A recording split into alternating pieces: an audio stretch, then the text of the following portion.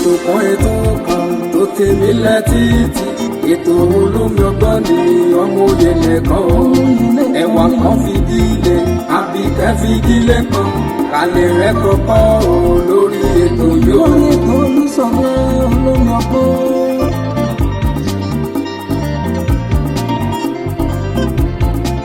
ọmọlé ìwé o ẹ fara yín balẹ̀ kẹlẹ̀ rẹ̀ kọ́kọ́ o lórí ètò yóò. àtẹ̀yìn àgbàlagbà ẹ jẹ́ kájọ máa gbọ́ ètò Olúṣọlá ní olómi ọgbọ́n o. olómi ọgbọ́n ètò ìyẹlẹ ìkànnì. ètò kan tó tèmi létí ètò olómi ọgbọ́n ní ọmọ òye nìkan o ẹwà kan fìdílé àbíkẹ́ fìdílé kan alẹ́ rẹ̀ kọ́kọ́ o lórí ètò yóò. alẹ́ rẹ̀ kọ́kọ́ rẹpẹtẹ o lóní jàmbó rẹpẹ.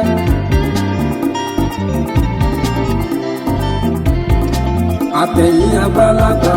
ẹ jẹ́ kájọ máa gbọ́ ètò Olúṣọlá ní olómi ọgbọ́n. ẹ kú dédé àkókò yìí gbogbo ẹ̀yin olólùfẹ́ wa jákèjádò àgbáńlá ayé pátápátá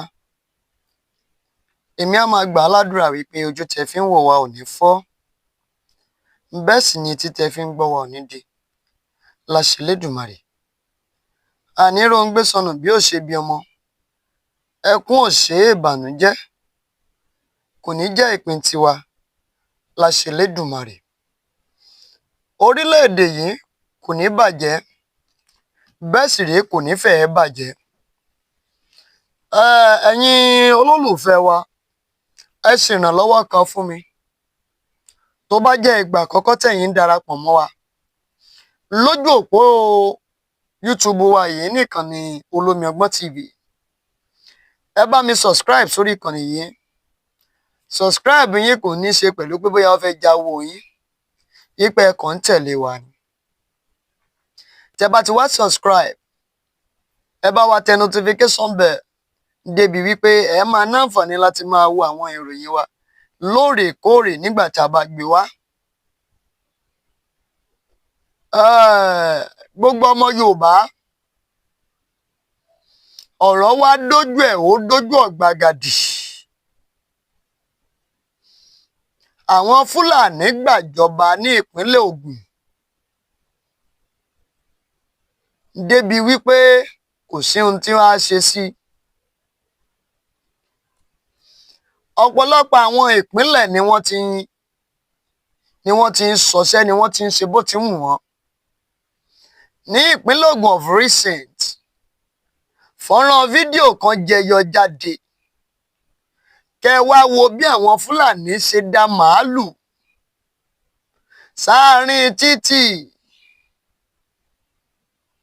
tí kò sí ká lọ kò sí rè wá gbogbo ọkọ̀ dúró ní wámúwámú tí ó sì sí nǹkan tí wọ́n tó fi wọ́n ṣe tí ó sí agbára kankan tí wọ́n tó lò tí èèyàn kan tó lò lórí wọn. Wọn ò tún dẹ ẹran mọ́ wọn ò dá màálù mọ́ nínú igbó. Kí ni wọ́n fi mọ̀ọ́mọ̀ fẹ́ fi fíràn wọ́n fi mọ̀ọ́mọ̀ fẹ́ fi wájà láti lè dá yánpọnyánrin àti rògbòdìyàn sílẹ̀ láàrin ìlú nílùú Abẹ́òkúta ló ti ṣẹlẹ̀. Bí mo ṣe ń rí agbègbè bí wọ́n ṣe sọ náà o ìtọ́sí ni fọ́nrán fídíò yẹn wà nílẹ̀ tí mo máa play fún yín kẹ́yìn náà rí. Audacity àti agbára wo ni Fúlàní máa ní láti dàrú màálù yẹn wá sáàárín ìgboro ni o. Débi wípé àwọn mọ́tò ní láti dúró. Kí làwọn Fúlàní kí ni intention wọn tí wọ́n fi ṣerú nǹkan yẹn? Tí wọ́n bá wọn wí tàbí tí wọ́n bá wọn jà àbí mọ́tò kan kọlu màálù kan a wá di ìjà gbòòrò a wá dogun láàrin ìlú. Ẹ jẹ́ n kọ́kọ́ fún yín ní fọ́nrán fídíò yẹn kẹ́ ẹ lè wò ó bó ṣe ṣẹlẹ̀ nílùú Abẹ́òkúta kẹ́ ẹ rí níbẹ̀. No movement. No movement. They don't bow now. Ẹ̀yin kẹ ẹ ní dúró wò màálù rẹpẹtẹ. Ẹ gbà mí bí orí eléyìí o.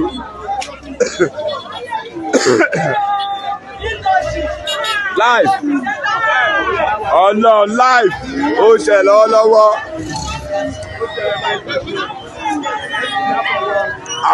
This is something live mọ́tò lè lọ. Ẹ káàbọ̀ padà níbi tẹ́ ẹ ti lọ wo fọ́nrán fídíò yẹn. Bá a ṣe ń sọ̀rọ̀ Fúlàní kò ṣe Fúlàní, àwọn ẹ̀yà Fúlàní lórílẹ̀‐èdè Nàìjíríà àwọn náà wá jáde wọ́n wá sọ̀rọ̀. I come across that one video tí Fúlàní kan sọ jáde wípé Fúlàní tẹ́ bá rí tó ń gbé ìbọn AK-47 wípé kì í ṣe Fúlàní o, agbésùmọ̀mí ni terrorist ni. Ṣèbí látìgbà tá a ti ń sọ látìgbà ọ̀rọ̀ Sunday Igboho àwọn Fúlàní eléyìí náà wọ́n jáde wá sọ̀rọ̀ ńgbà yẹn. They did not come outside to talk then. Wọ́n jáde wá sọ̀rọ̀ ńgbà yẹn. Wọ́n ní nǹkan tí ẹ máa rí lọ́wọ́ Fúlàní òun ní ọ̀pá rẹ̀ àti àdá láti lè máa fi gégbó nígbà tó bá wà nínú igbó tàbí láti lè máa fi rí pé wọ́n pa àwọn ẹranko búburú lásìkò tìgbà tí wọ́n bá wà nínú. Mo fẹ́ kẹ́ gbọ́rọ̀ lẹ́nu Fúlàní nǹkan kan fúnra rẹ̀. Lẹ́nu Fúlàní yẹn kẹ́ gbọ́rọ̀ lẹ́nu ẹ̀. Kẹ́ gbọ́ bó ṣe ṣàpèjúwe àwọn Fúlàní. Tẹ́ bá wá gbọ́ yẹn tán, mo ní èèyàn kan tó fi voice note ránṣẹ́ tí mo máa jẹ́ kẹ́ gbọ́ voice note yẹn lórí ìkọlùkọgbà tó ní lọ́wọ́ àwọn Fúlàní agbébọn of recent. Ṣùgbọ́n ẹ kọ́kọ́ lọ gbọ́rọ̀ lẹ́nu Fúlàní yìí, ẹ kọ́kọ́ lọ gbọ́rọ̀ lẹ́nu tiẹ̀ náà. Zam, one thing that you guys have forgot, a real and original Fulani man, you will never ever see him with an AK-47 inside bush. Never. A real Nigerian Fulani man, you won't ever see him with an AK-47 inside bush, except stick and a cutlass. This cutlass, we are using it to cut a tree or to survive with our cows, because you know there's a wild animal that can kill our cows. If we don't have this cutlass, we cannot save our cows. So it will not be possible. So we must use this stick or this cutlass. So any person that you see with an AK-47 inside bush, he is not a Fulani man. Please stop calling him a Fulani man. Just call him a terrorist. Simple. Any person you see with an AK-47, he is not a Fulani man. Just call him a terrorist. Please stop spoiling our name. Please stop spoiling our name. Any person you find out with an AK-47, don't call him a Fulani man. Just say he's a terrorist. Ajema kìí káàbọ̀. Ṣé rí ọ̀rọ̀ yìí ṣe? Ohun tó jẹ́ ká ti ṣe tó sẹ́yìn. Tá a ṣe tó lápò wá ń padà wá ṣe tó tòótọ́ yìí. Èèyàn mi kan ń gbé ní ìlú Sokoto. Ó wá fẹ́ rìnrìn àjò láti ìlú Sokoto wá sí Ìbàdàn àbí Èkó. Ní òpin ọ̀sẹ̀ yìí nìkan tí mò ń sọ yìí. Lópin ọ̀sẹ̀ yìí nìkan tí mò ń sọ yìí. Ẹ wá gbọ́ fídíò tí voice note tí ó fi ránṣẹ́ sí mi. Àwọn kan sọ wípé gbogbo ohun tó ń ṣẹlẹ̀ yìí ó jọ bí eré. Ẹni bá kàn ló mọ̀ nǹkan láàbí ò ní kàn wá, wọn ò ní jí wa gbé o.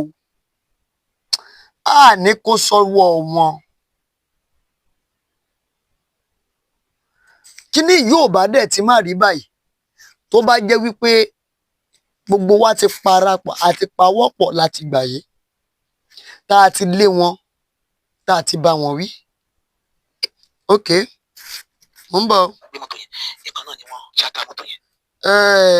Mo fẹ́ ṣe fọ́nrán fídíò yẹn voice note yẹn fún wa ká lè gbọ́ dáadáa. sẹ́ńtì má dàlà òwò kẹ̀kẹ́ gbọ́dọ̀ mi dáadáa because àwọn tó máa blame mi sẹ́ńtì má dàlà ṣùgbọ́n kálukú ọmọ bó ṣe ọmọ àti bó ṣe tó kódà tó wọ́jọ́ fúnra ìdí ọkàn mi ẹ̀rù ń bà mí travelling kì í bà mí lẹ́rù àyà mi ń já wọ́n á sọ ẹ̀rù ń bà mí àyà mi ń já wọ́n ní kí ló dé mo lé mi náà mọ̀ wọ́n ṣe àṣàdúrà àwọn tó wà concern ṣàdúrà fún mi everything dey light lẹ́mìí mi gbàtọ́ wá di Saturday agbèrà kó tó di pàgbèrà mọ́tò àkọ́kọ́ já mi lẹ̀ wọ́n náà pe nọ́mbà mi because mo lọ bùkún ní park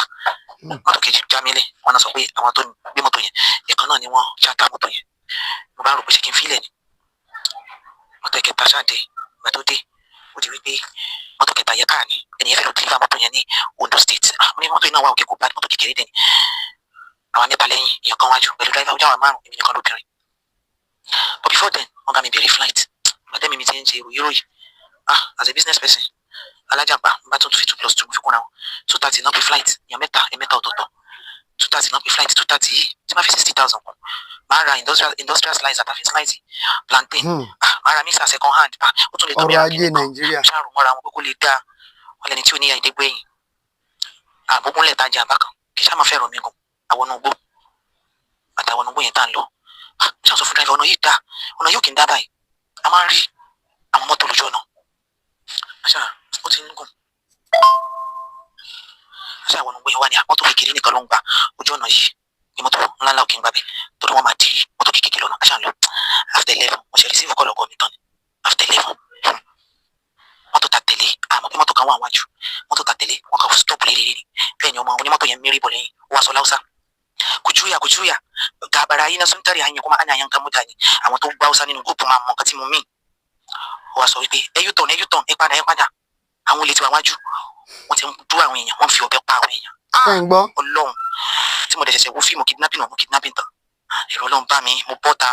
ọ̀pẹ̀lọpẹ̀ pé máa bọ̀ aṣọ gáùn tí mo wọ̀bẹ̀ ní fóònù mi wà ẹ mọ̀ rí ọkùnrin sóbìnrin àwọn yẹn ti lọ mo kọ́kọ́ sáré mo dojú bolẹ̀ mo dìde mo ṣàn pọ̀sẹ̀ mo ṣàn ṣubú ṣeré mi mọ̀ pé bó ṣe máa ń rírì ẹ bá mi dúpẹ́ lọ́dọ̀ Ọlọ́run mo já sí kòtò mo bọ́ta mo wá ń pẹ̀lẹ́ dayá mi wọ́n sọ fọ́lọ́ ọlọ́mọdé ń parí ẹ̀ báyìí ọlọ́mọdé ń tán fún mi báyìí ọlọ́mọdé ń fún bẹ́ẹ̀ pa mí àmọ́ púpọ̀ sẹ́ńtì ò ní kú ọlọ́run ikú rọra ní kú ọ̀bẹ yọmọdé ọdún mi bí ẹran kì í sáàmọ̀ bẹ́sẹ̀ mi ló yá ni bọ́lọ́run fọwọ́ báyìí tó ń lé wa lẹ́yìn bọ́lọ́run fọwọ́ bá lẹ́mi mo ṣàṣẹ ẹlẹ́dàá ìyá mi ẹlẹ́dàá àwọn ọmọ mi mọ̀jẹ̀ ń parí ẹ̀ báyìí ọlọ́mọdé ò tán fún mi báyìí mọ̀jẹ̀ ń bọ́dún lọ ọlọ́run ṣàánú fún mi dìde ìrànlọ́wọ́ fún mi nínú òkun mi gbọ́dọ̀ tán fún mi orí náà ríbi tí mo lọ mo ṣàṣàrè nínú gbọ́ wọn rìn láti after 11 mo já sí kòtò mo dìde mo kọsẹ̀ ẹ bá rí mo bẹsẹ̀ mi mo jáde mo wọ kòtò mo dìde mo ṣáà give up mo ṣáà ń lọ mo ti change sí jáàbù òtútù yẹn mú lóru ní alẹ́ yẹn òtútù yẹn ti sọ̀kalẹ̀ lójú ọ̀nà yẹn tó máa ń travel lójú ọ̀nà sí máa bójú tó lójú ọ̀nà sí máa rí mo ṣáà ti wọ jáàbù ti switch sí jáàbù yẹn wá dark bóyá aṣọ mi ò tán mọ́ wọn rí náà rí mi mọ́ bóyá yẹn padà I don't just know mo ṣáà mọ̀ pé wọn lé mi mọ́ bọ̀ mi rí tán lé mi bọ̀ mo sá sálàfẹ́ mi ẹ máa ń dúpẹ́ lọ́dọ̀ Ọlọ́run ọba tí ò jẹ́ sí lásán tí máa jẹ mò ń wá kó lọ máa jẹ pàdé tí ó jẹ wá tí wọn gbàdúrà yẹn já máa ṣàmì o ìjọ tẹbi máa gbójú ọ̀nà ká máa rìn o witness eléyìí kì í ṣe fake o nǹkan ṣẹlẹ̀ lóòótọ́ o mo ṣáà já síbòmí ọ̀tọ̀ níbi tá a já wọlé tí mi ò mọ ọ̀nà tí mo lò èmi kọ́ mo wá mọ́tò mi ò rí náà rọ́nà inú òkun láwa mi ò rí náà rílẹ̀ mo ṣáà padà já síbi kan mo já sí kòtò yẹn mímí débi àyà bí àwọn náà gbèsè kẹtàn fi mú yàn mi ò mọ mo ṣáà ń pariwo mo ṣáà ń ṣe Ọlọ́run ẹlẹ́dàá ya mi mo jẹ́ ń parí báyìí mo jẹ́ òtán fún mi ẹlẹ́dàá fàyíṣẹ́ ẹlẹ́dàá fàdílì mo ṣáà porúkọ àwọn ọmọ mi Ọlọ́run jẹ́ ń da àwọn ọmọ yìí lẹ̀ ó sọ ọmọ yìí dọ́mọ orúkọ ó sọ ọdọmọ Ọlọ́run ṣáà ń pariwo ṣáà sunkún Ọlọ́run gbàgbà mi ṣáà rí iná tọ́jú láti lọ́kàn mo ní bóyá àwọn tún ni ìgbà tó kàn mi máa balẹ̀ mo ráwọn mọ́tò tán lọ ọ̀nà yẹn bísí ju bí tí mo ti ń bọ̀ lọ àti abandon road lálọ́wọ́ mi mọ̀ pé abandon road láwọ̀ bọ́ra fún mi mo sọ fún driver ó níbẹ̀ yá kó mọ nǹkan kan sábà ní bóyá wọn jọ di òun náà sá gbogbo alájọ sá kó mọ náà ní Ọlọ́run tí ó jẹ́ parẹ́ mọ́ náà mo dá mọ́tò kìíní dúró ní tó wà mo rìn látàfẹ́ 11 tó wà mo dá mọ́tò kejì dúró torí márùn wọn dúró tí wọ́n ti déwájú mi tí mo ṣe báyìí náà ń túmọ̀ ẹ̀rù ń bá àwọn kan máa fi mi trap wọn the last mọ́tò tí mo wá rí wọn àwọn boys yẹn wọ́n bá yàn fa mọ́tò gba ojú odò ni àwọn boys wọn aṣẹ́wọ́ sí mi àwọn méjì mo lọ́dọ̀ wọn mo ṣe bó ti gbà mí ni Ọlọ́run má jẹ́ ń bá lọ ṣàánú mi bá mi fọwọ́ bá wọn lẹ́mìí má jẹ́ hàmù mi Ọlọ́run àwọn onímọ́tò yẹn wá dúró wọn wá bá mi sọ̀rọ̀ wọn ní kí ló dé mo ṣàn gbọ́n mo ṣàn sunkún wọn ni tó ṣẹlẹ̀ ní pé àwọn máa gbé mi gba ojú ọ̀nà tá à ń gbà gangan ẹ̀yin kọ́ ẹ̀ mi mọ̀ bóyá kí n wọlé bóyá kí n má wọlé tó bá tó fi mílíọ̀nù máa pè mí àtàwọn boys yẹn ní kí n bó ṣà wọlé mo ṣàjà mi sí ìgboro láàrin òru láfta 3 láti tó 1 tán ti gbé mi kẹ́lẹ́ mọ́ pé ìrìn 4 hours la máa ń rìn inú gbóyè lóòótọ́ àti mo wá dénú ìgboro yẹn ní Niger State àti mo wá débẹ̀ mo ṣàgbé park advantage kíyàn tó mọ mọ́tò park látẹ́kọ̀ọ́ mẹ́ni ẹ̀rí wọ́n ní kò ṣe máa wá báyìí tó bá ti fẹ́ lọ deliver mọ́tò àwa gba passenger ní park ṣáàgbé park fọ́ọ̀mù tí gbogbo àjọ fílẹ̀ bẹ̀ náà ti send number gbàtílẹ̀ mọ́ wọ́n send number àwọn bọ̀bọ́ yẹn náà ti gba number mi wọ́n trace mi wọ́n padà lọ gbé mọ́tò wọ́n pààyàn o kò fẹ́ kó àgbàlagbà tí ò lè rí sáwọ́ sa ní ṣàkóṣàwọ́ dú lọ́rùn ọmọ ọlọ́mọ ọmọ kékeré wọ́n pa ọlọ́run tí ò jẹ́ kí n bá lọ ẹ̀bá mi dúpẹ́ àná ló ti yẹ kí bàbá mi lè dìde bí tí mo wà látàná ibi tí mo wó sí mi ò lè dìde tí mo ti gba treatment ẹsẹ̀ tí mo fi ṣubú ṣeré èsì èsì rọ ọtọmọdé yẹn ṣubú ṣeré mo kàn dojú bẹ lókè ọmọ tó ṣe kọ́ ní rìn ní ìrere sámọ́ ó ṣe bọ̀dẹ́ dúró bọ̀dẹ́ fàmí dání màá sáré ẹ má fi mí lẹ̀ jọ ẹ ṣàánú ìyá mi ẹ má fi mí lẹ̀ ẹ bọ̀ sunkún ọmọdé yẹn ti lọ eré ọkùnrin ò dàbí eré obìnrin mi ò rere sá nǹkan tí mi ò prepare fún tí mi ò mọ ọlọ́run ní má gbọmọ dání it was not easy trauma yẹn sì wà lára mi sí ẹ bá mi dúpẹ́ ẹ bá mi dúpẹ́. Ta ló máa gbọ́ eléyìí tómi jẹ́ òní jábọ́ lójú ẹ̀ nígbà tí mo kọ́kọ́ gbọ́ voice note yìí omijé jábọ́ lójú mi o mo wò ó pé kí ló tún kù ibo là á gbé kà ibo la fẹ́ gbé sí lórílẹ̀‐èdè Nàìjíríà ọ̀nà wo la fẹ́ gbà kó tó yá wa lórílẹ̀‐èdè yìí ṣe rí pé kì í ṣeré bẹ́ẹ̀ ni kì í ṣàwàdà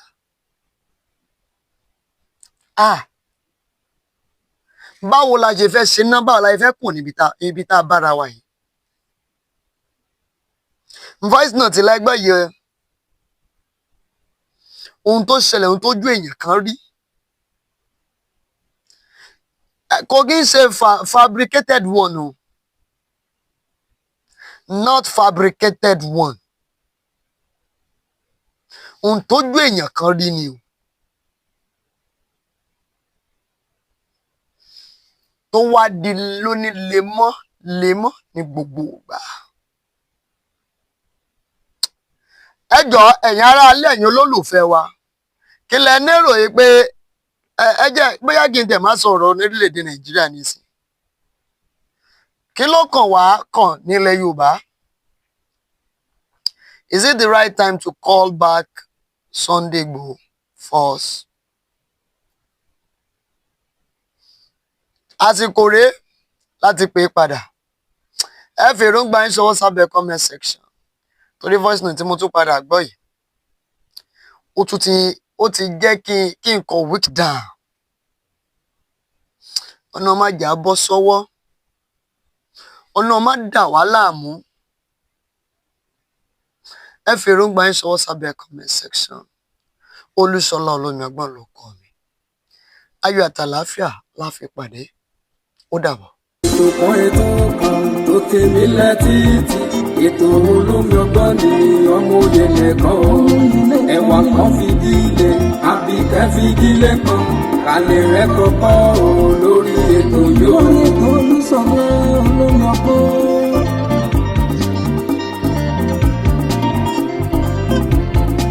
ọmọlé ìwé o ẹ fara yín balẹ̀ kẹlẹ̀ rẹ̀ kọ́kọ́ o lórí ètò yóò.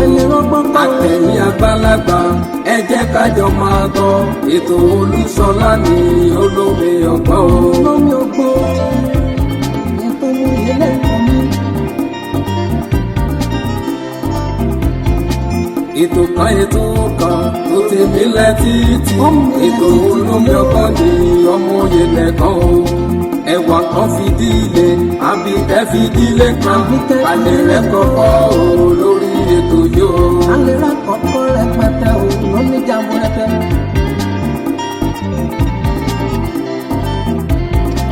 àtẹ̀yìn àgbàlagbà ẹ jẹ́ kájọ máa gbọ́ ètò Olúṣọlá ní Olómi